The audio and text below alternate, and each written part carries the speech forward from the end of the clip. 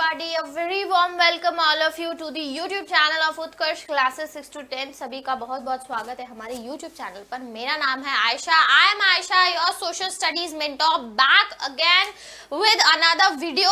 और आज हम क्लास 8 का एक बहुत ही इम्पोर्टेंट टॉपिक जो है वो कवर करने वाले हैं। Chapter 4 tribals, dikus and the vision of golden age से आज हम एक बहुत ही इंटरेस्टिंग एज वेल एज बहुत ही इंपॉर्टेंट टॉपिक जो है वो कवर करने वाले हैं। ठीक है जी, तो इसी के साथ में एक और चीज मैं आपको बताना चाहूंगी। एक सोशल स्टडीज का और वीडियो है हमारे ही चैनल पे, that is about the strategy and that is basically about how to maximise your marks in social studies. तो वो वीडियो भी आप जरूर देखना। और उसी के साथ में हमारी जो डेली वीडियोज आते हैं टॉपिक वाइज, क्लास वाइज, उनको भी आप जरूर से जो है वो देखेगा। बहुत ज्यादा आपकी हेल्प होने वाली है।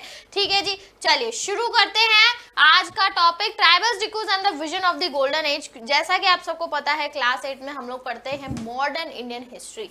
मॉडर्न इंडियन हिस्ट्री जो है वो हम लोग क्लास 8 में पढ़ते हैं।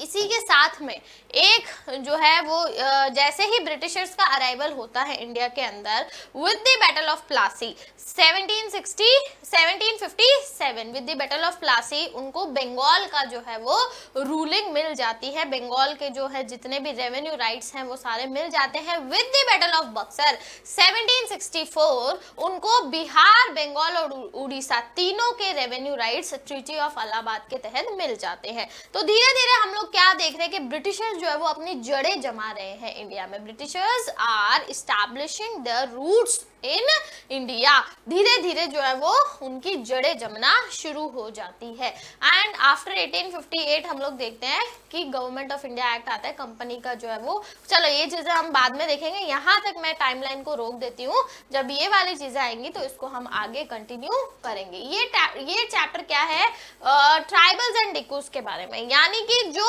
ब्रिटिशर्स का रूलिंग स्ट्रैटेजी थी, जो ब्रिटिशर्स का रूलिंग पीरियड था, उसका क्या इम्पैक्ट हो रहा था हमारी ट्राइबल सोसाइटी पे इंडिया के अंदर during modern India and from the ancient India. Ancient India से लेके जो है वो अब तक ट्राइबल्स का बहुत बड़ा रोल रहा है इंडिया में। ट्राइबल पॉपुलेशन काफी ज्यादा रही है इंडिया में। इनफैक्ट जो एबोरिजिनल पीपल है वही ट्राइबल्स वही कंसिडर किए जाते हैं कि these are the real Indian aboriginal people. यही रियल इंडियन एबोरिजिनल पीपल हैं, है ना, जिन्होंने अभी तक भी जो है वो अपनी स्टैंडर्ड लिविंग ऑफ स्टैंडर्ड, अपनी lifestyle, the way they live their life, उसमें कुछ चेंजेस जो है वो नहीं आने दिए हैं। They are still living with the prehistoric mindset. वो अभी भी उसी तरीके से अपना जीवन जो है वो यापन करते हैं। ठीक है जी, लेकिन ब्रिटिशर्स के आने से उनके जीवन में क्या क्या बदलाव आए, क्या क्या उनको परेशानियां झेलनी पड़ी, है ना, क्या क्या चेंजेस जो पूरे उनकी लाइफ को रेवोल्यूशनाइज करके रख दिए, जिन चेंजेस के बारे में, उनके बारे में हम लोग देखेंगे। देखो, पहला तो मैप है मेजर ट्राइब्स ऑफ इंडिया का। इंडिया में कौन कौन सी मेजर ट्राइब्स रही हैं और इनमें से जो कुछ ट्राइब्स है वो स्टिल एग्जिस्ट, कुछ क्या बहुत सारी ट्राइब्स है जो वो अभी भी एग्जिस्ट करती है। देखो, ऊपर से अगर मैं बताना शुरू करूँ तो गक्खर्स एंड खोखर्स जो है ये हिली ट्रेन वाली ट्राइब्स हैं। देन यहाँ पे आप आओगे वेस्टर्न पार्ट में तो you will see Kolis are there, जैतवास, भील, सबसे ज्यादा पॉपुलेशन भील, एंड गॉन्ड्स की भी बहुत ज्यादा जो है वो पॉपुलेशन है। Then we have Mundas, then we have Santhals, we have Ahoms, Nagas, Khasis, Badagas, वेतरास, मारवाड़स, कोयास, है ना, ये सारी जो है वो these all are the important tribes of India. ये सभी जो मैंने यहाँ पे मार्क किए, ये सभी इंपॉर्टेंट ट्राइब्स रही हैं। भील, गोंड, मुंडा, संथाल्स, अहोम्स, खासीस और नागास, ये तो काफी ज्यादा इंपॉर्टेंट है क्योंकि जो गॉन्ड्स और मुंडास है ना, इनकी संथाल्स, इनकी पॉपुलेशन काफी ज्यादा थी और ये ऐसे रीजन में रह रहे थे जहां पे काफी ज्यादा मिनरल्स अवेलेबल थे। दे वर रिजाइडिंग इन द छोटा नागपुर रीजन। छोटा नागपुर प्लेट्यू वाला जो रीजन है वहां पे नीचे जो है वो काफी ज्यादा मिनरल्स वगैरह थे, तो इसी के कारण इनका बहुत ज्यादा एक्सप्लॉयटेशन हुआ। They faced huge exploitations from every kind of strata, like from Britishers as well, from the Indian zamindars, from the rich landlords, हर एक के स्ट्रेटा से इनको जो है वो एक्सप्लॉयटेशन फेस करना पड़ा था just because of their land, just because of their land. ठीक है, इनका नारा क्या होता है? जल जंगल जमीन। आपने देखा होगा, आपने जरूर देखा होगा नक्सलिज्म, है ना, नक्सलवाद की काफी ज्यादा, अभी तो नक्सलवाद बहुत ज्यादा ठंडा पड़ गया है, इतना ज्यादा उसका जो है वो आतंक नहीं है, नक्सलवाद काफी ज्यादा जो है वो कम हो चुका है, काफी हद तक कम हो चुका है।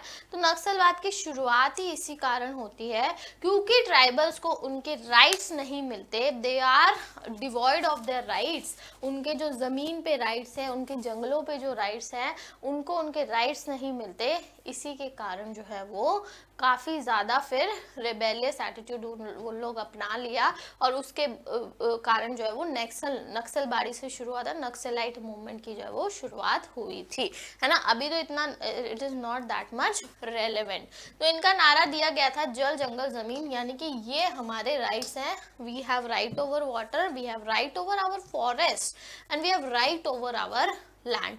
So this is the slogan given by the tribes कि हम लड़ेंगे अपनी जल जंगल जमीन के लिए, जल जंगल जमीन के लिए। ठीक है, उसके अलावा जो ट्राइबल्स की जो लाइफ थी, ट्राइबल्स की जो how did the tribal groups live, जो ट्राइबल्स की लाइफ थी उसके बारे में हम लोग जान लेते हैं। तो सबसे पहले एक सेकेंड में थोड़ा प्लेन पेपर पे समझाती हूँ। Tribals were what they were doing, tribals were basically, अगर प्री हिस्टोरिकल ट्राइब्स थी कुछ ज्यादा ही, तो they were hunters and gatherers, they were hunters and gatherers like early man, जैसे early man hunter and gatherers थे वैसे ही ट्राइबल्स जो है वो काफी ज्यादा अभी भी हंटर्स एंड गैदरर्स हैं। हंटर्स एंड गैदरर्स मतलब उनकी जो दिनचर्या है ना बेटा, उनकी जो लाइवलीहुड है that depends on hunting and depends on gathering, यानी कि वो हंट करके और गैदर करके, गैदर यानी गैदरिंग फूड फॉरेस्ट प्रोडक्ट्स को गैदर करके हंट करके they are living there life. Apart from that what they are, some are nomadic pastoralist, some are nomadic पास्टोरलिस्ट, कुछ जो है वो नोमैडिक पास्टोरलिस्ट है। यानी कि नोमैडिक पास्टोरलिस्ट का मतलब ये होता है कि they have cattle and they move from one place to another, एक जगह से दूसरी जगह जो है वो मूव करते हैं, they move from one place to another with their cattle, like Banjaras, मतलब they will not stay at one place, उनका कोई फिक्स ठिकाना नहीं है, they will move from one place to another with their cattles, तो उनको नोमैडिक पास्टोरलिस्ट, यानी nomadic का मतलब moving from one place to another, जहां जहां उनको चारा मिलेगा, जहां जहां उनको बेटर अपॉर्चुनिटीज मिलेगी, वो वहां पे अपना पूरा जत्था लेके, है ना, आगे पढ़ोगे आप, इनको तांडा भी बोला जाता है, कारवा बोला जाता है, पूरे कारवा के साथ जो है वो निकल पड़ेंगे। पूरा ग्रुप होता है जानवरों का और पूरे फैमिलीज का, जिसमें बच्चे बड़े बूढ़े सब होते हैं, नोमैडिक पास्टोरलिस्ट। ठीक है जी। Apart from that some are settled agriculturalist, some are settled agriculturalist, कुछ ट्राइब जो है वो सेटल्ड एग्रीकल्चरलिस्ट होती है, यानी कि एक जगह पे रह के एग्रीकल्चर करती हैं, एक जगह पे रह के जहाँ जो खासियत है उनकी वो क्रॉप्स वो उगाती हैं। Some are settled agriculturist, others are jhum cultivators, jhum cultivators.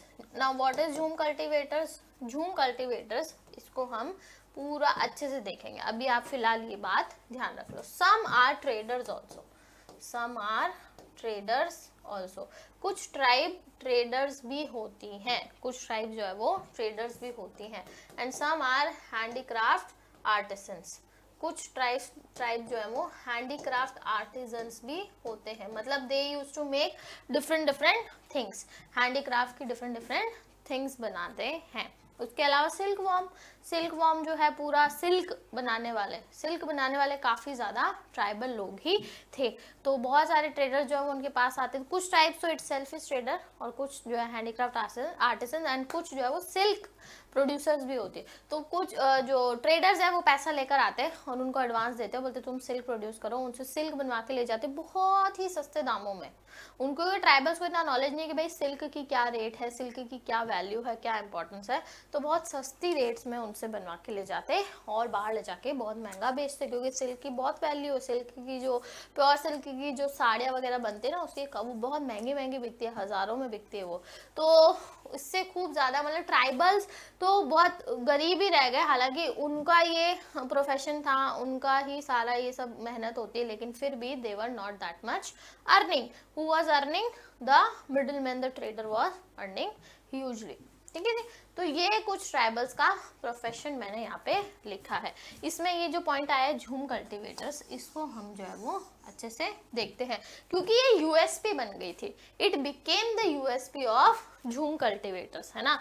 झूम tribals, jhum cultivating became the USP of tribals, है ना, क्योंकि ट्राइबल्स ऐसे लोग हैं because they are not like us, they are not like us, their lives are completely different from us। उनका knowledge set, उनके traditions, उनके customs, the way of their living, सब कुछ अलग है, everything is different। तो झूम cultivation is also one of that kind। झूम cultivation is also one of that kind कि झूम कल्टिवेटर्स जो है वो कैसे रहते थे और झूम कल्टिवेशन क्या होता है। झूम कल्टिवेशन, इसको शिफ्टिंग कल्टिवेशन भी बोला जाता है, शिफ्टिंग कल्टीवेशन, और इसको स्लैश एंड बर्न कल्टीवेशन भी कहा जाता है। नाउ ये नाम क्यों है इसके? झूम का मतलब ये होता है moving from one place to another. Shifting was also moving from one place to another, एक जगह से दूसरी जगह मूव करना होता है। तो स्लैश एंड बर्न और शिफ्टिंग कल्टीवेशन मतलब क्या है? देखो, एक पैच ऑफ लैंड होगा, उसमें काफी सारे वेजिटेशन होगी, उसको वो कट करेंगे, स्लैश यानी उसको वो कट करेंगे और उसको कट करके उसमें आग लगा देंगे, फायर, है ना, उसको फायर यानी उसको आग लगा देंगे। उस वेजिटेशन को कट करने के बाद उसको जो है वो कम्प्लीटली बर्न कर देंगे, फायर लगा के, आग लगा के उसको कम्प्लीटली बर्न कर देंगे। अब क्या बची है इसमें बची है एशेस। जो वेजिटेशन को आग लगाई है वो जल के बन गई राख बनी, एशेस बची, एशेस को मिक्स कर देंगे मिट्टी के अंदर प्रॉपरली एशेस को जो है वो कम्प्लीटली उसको मिट्टी के अंदर मिक्स कर देंगे और सीड्स फेंक देंगे, बारिश आएगी, कल्टीवेशन होगा, क्रॉप उगेगी, क्रॉप उगते ही उसको काटेंगे और उठ के चल देंगे कहीं और, इस पैच ऑफ लैंड को कर देंगे अबैंडन, इस पैच ऑफ लैंड को छोड़ देंगे, उसको छोड़ के कहीं और चले जाएंगे, फिर कहीं और जाएंगे, वही सेम प्रोसेस रिपीट करेंगे, फिर वहां से भी चले जाएंगे, फिर कहीं और जाएंगे, सेम प्रोसेस करेंगे, वहां से भी चले जाएंगे। मतलब they will keep moving from places to places, they keep moving from places to places, एक जगह से दूसरी जगह वो मूव करते रहेंगे। They will move from one place to another, they will not stick to one place only, एक ही जगह पे चिपक के नहीं रहेंगे। They will move from one place to another, एक जगह से दूसरी जगह जो है वो मूव करते रहेंगे। That is why it is called jhum cultivation और शिफ्टिंग कल्टीवेशन। इसी कारण इसको झूम यानी झूमना यानी moving from one place to other and shifting cultivation कहा जाता है। आपके लिए एक होमवर्क है, आपको पता करना है कि झूम कल्टीवेशन या शिफ्टिंग कल्टीवेशन या स्लैश एंड बर्न कल्टीवेशन के और क्या अलग अलग नाम हैं in different parts of the world. In different parts of the world, it is practiced in different regions of the world but by different names, and you have to tell me the names of shifting cultivation, the different names of shifting cultivation in different region of world. Okay, different region of world. So fallow, साल and Mahua, very easy. fallow land जो कि जिसको छोड़ दिया जाता है है ना, ताकि वो रिकवर करे, रीगेन करे अपनी fertility. Sal is a tree and mahua is a flower that is used to make alcohol. Mahua का कलेक्शन भी, महुआ के पत्ते भी जो है वो काफी ज्यादा, फूल पत्ते भी काफी ज्यादा ट्राइबल्स इकट्ठी करती हैं। इनका एक ये भी काम होता है कि भाई जो उस रीजन में, जो नॉर्थ ईस्ट और जो ईस्टर्न रीजन में ट्राइबल्स है ना, वहाँ पे महुआ बहुत ज्यादा होता है, तो महुआ का पेड़ से पत्ते, फूल पत्ते कलेक्ट करना भी, ये भी इनका एक काम है। फिर वो पत्ते ले जाके बेच देते हैं, फूल पत्ते जो है वो ले जाके बेच देते हैं और उससे उनको थोड़ा बहुत कमाई हो जाती है। ठीक है, some were hunters and gatherers, ये ऑलरेडी हमने देख लिया है। Some were hunters and gatherers, some herded animals, some herded animals, तो कुछ ट्राइब जो थी वो एनिमल्स हर्ड करती थी, और कुछ जो है वो नोमैडिक पैस्टोरलिस्ट, जैसे कि मैंने बताया बंजारास वगैरह। और ये गड्डीज जैसे बखरवास, है ना, गड्डीज, बंजारास, ये कुछ एग्जाम्पल्स हैं नोमैडिक पैस्टोरलिस्ट के। These are some of the examples of nomadic pastoralists. And how did colonial rule affected the tribal lives? How did colonial rule affected the tribal lives? देखो what happened to tribal chiefs? According to Britishers, tribals are jungly. They term tribal as jungly. Jungly, that means uncivilized people.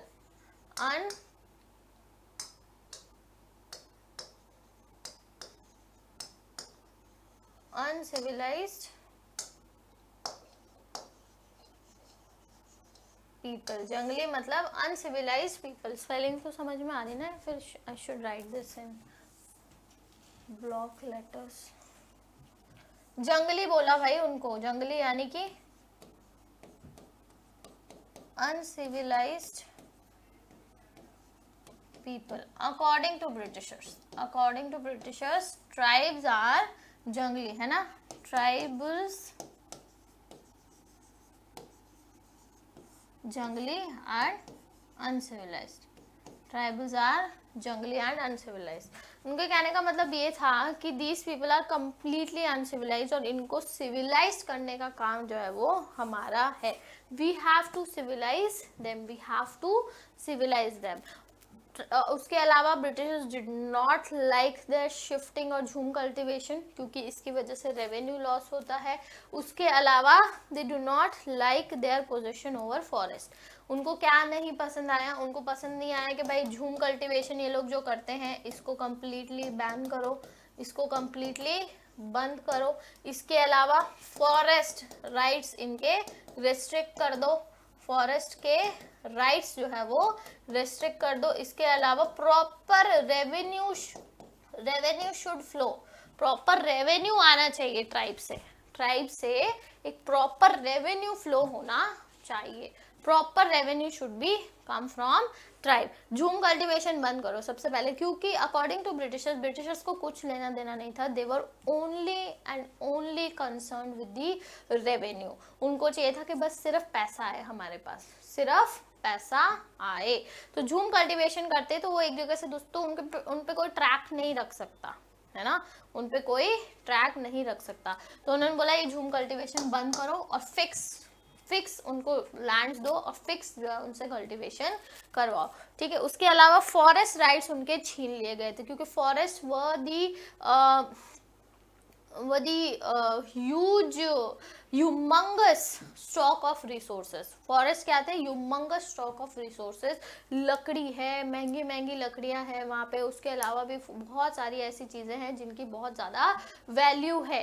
तो Britishers ने कहा कि भैया tribals को रोको forest access करने से, इनको जो है वो रेस्ट्रिक्ट करो, फॉरेस्ट राइट्स जो है इनके छीन लो, फॉरेस्ट राइट्स भी जो है वो उन पे बैन लगा दो। मतलब now they you can freely move into forest. They completely restricted the movement of tribes into forest. उसके अलावा प्रॉपर रेवेन्यू फ्लो करो कि भाई इन पे जो है वो कंप्लीट इनको बैठाओ, इनको एडमिनिस्ट्रेशन के अंदर लाओ और एडमिनिस्ट्रेशन के रिकॉर्ड्स के अंदर लाओ और इनसे जो है वो प्रॉपर रेवेन्यू वसूलो, इनसे प्रॉपर रेवेन्यू वसूलो, because according to them they are जंगली and uncivilized people, they are जंगली and uncivilized people, they were not at all concern about the tribal knowledge, their way of living, their way of getting the things, उनका जो नजरिया था उनसे उनको कोई मतलब नहीं था। अब मैं आपको यहाँ पे एक पॉइंट बताना चाहती हूँ, द पॉइंट इज दैट कि जो ट्राइबल्स हैं, the tribals are much more intelligent, much more ahead of us।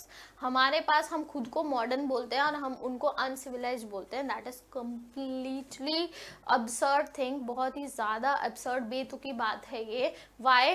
Because we on what basis we are saying ourselves as modern, हम टेक्नोलॉजी के बेसिस पे, या हम जो है वो जो हमने चीज़ें डिस्कवर की उसके बेसिस पे, if we are saying ourselves modern then we are the dumbest people. Tribals की नॉलेज का जो सेट है वो अलग ही है, वो अलग ही यूनिक ही चीज़ें हैं उनके पास।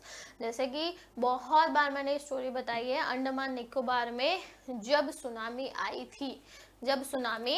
थी, the people who are modern like you and me, the people like us, they lost their life, उन्होंने अपनी जान गंवा दी थी because they were modern।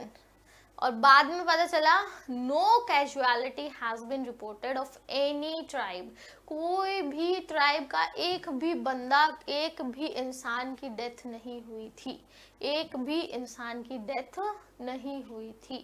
no tribal was harmed in Andaman Nicobar tsunami। how? They are not aware of technology, they do not have modern appliances, they do not have they do not have discovered many modern sciences, but still they were able to save themselves, how? Because of their knowledge only, because of their connectivity with the nature। they are the people who understand the true value of nature, उनको पता है कि भाई what is the true value of nature, and they keep themselves connected, they do not think of themselves and nature as a different thing, they see themselves as the nature and they see nature as themselves only। Nature भी वही है, वो ही nature है ना, ऐसे करके वो अपनी लाइफ जीते हैं। And when they are so much close to nature, so much close to animals also, तो उन्होंने एनिमल्स को जो है वो देखा, they were behaving very mad, they were behaving very crazily, so they were able to predict that something wrong is going to happen with this water, so they hide themselves into deep jungles, they went through the deep jungles and they kept themselves there only for many days so that they could avoid any casualty, so here what does it indicate? It indicates that tribals are much more ahead than us, but Britishers failed to recognize this thing, they completely failed to recognize this thing, that tribals have a different life, different way of living. We can't term their way of living as uncivilized, because they can also term you uncivilized. If you are terming them uncivilized, then they could put you also in the brackets of uncivilized people। आप उनकी नजरों में आप असभ्य हो सकते हो, अगर आप उनको असभ्य बता रहे हो तो क्या पता उनकी नजरों में आप असभ्य हो सकते हो।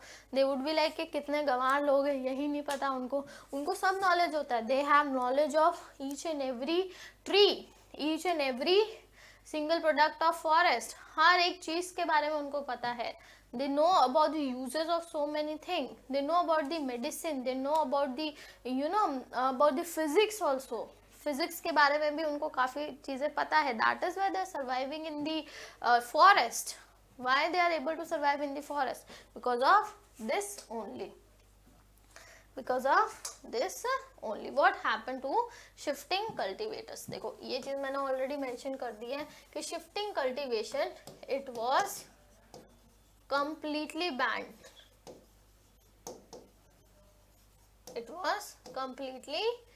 शिफ्टिंग कल्टीवेशन को कंप्लीटली बैन कर दिया गया था।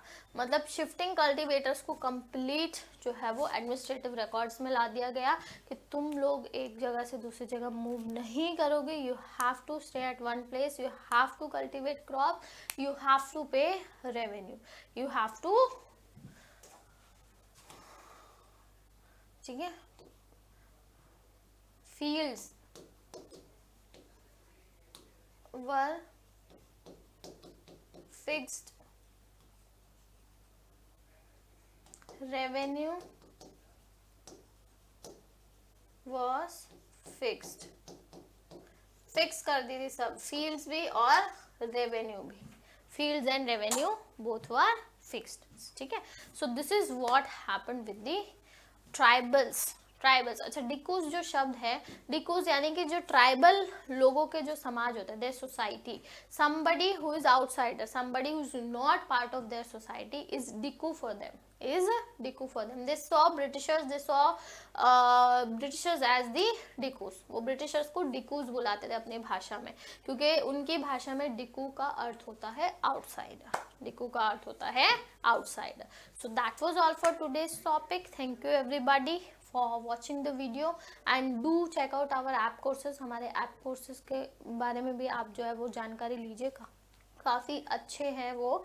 और उसके अलावा हमारे YouTube चैनल को लाइक कीजिए, सब्सक्राइब कीजिए, वीडियो अच्छा लगा तो शेयर कीजिए, कमेंट कीजिए. Bye bye, take care and see you again with another video.